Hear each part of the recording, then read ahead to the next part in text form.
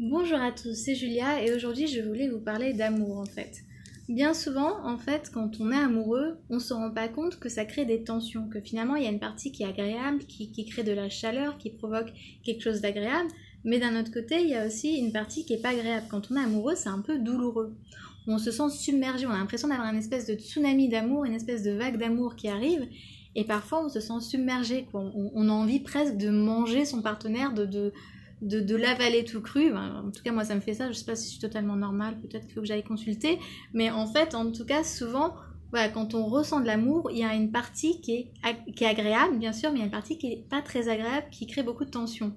Et finalement, on laisse passer parce qu'on se dit c'est positif, c'est de l'amour. Donc finalement, je suis amoureux. Voilà, c'est le signe que je suis amoureux. Mais finalement, qu'est-ce que ça veut dire quand je suis submergée par de l'amour comme ça et que s'il y a un peu de tension?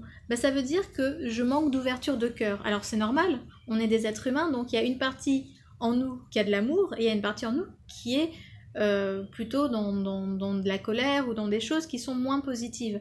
Donc finalement, quand on tombe amoureux de quelqu'un ou quand on ressent de l'amour pour quelqu'un, c'est l'opportunité pour soi d'ouvrir son cœur. Ça veut dire quoi? Ça veut dire apprendre à être réceptif à l'amour. Ça veut dire vraiment laisser toute cette énergie d'amour pénétrer son corps et vraiment, finalement, au lieu de se sentir submergé, sentir que ça nous nourrit. Donc voilà, je vous invite à faire ça, par exemple, quand vous voyez que vous aimez quelqu'un, ou que vous aimez, je sais pas, par exemple, moi, ouais, voilà, il y a mon chien, là, il est là, je vais le filmer, il est trop mimi, il est là. Ah, je sais pas si on va. Ouais, là, c'est mon toutou. Oui, c'est mon toutou d'amour. Là, c'est mon toutou d'amour. Et donc, quand je le vois, j'ai envie de le manger, en fait. C'est-à-dire que j'aimerais le dévorer. J'ai envie voilà. Alors, c'est pas que tout d'un coup, j'ai envie de devenir une sadique, mais c'est juste que j'ai envie de le dévorer d'amour, quoi. Et finalement, quand je ressens ça, je me sens submergée.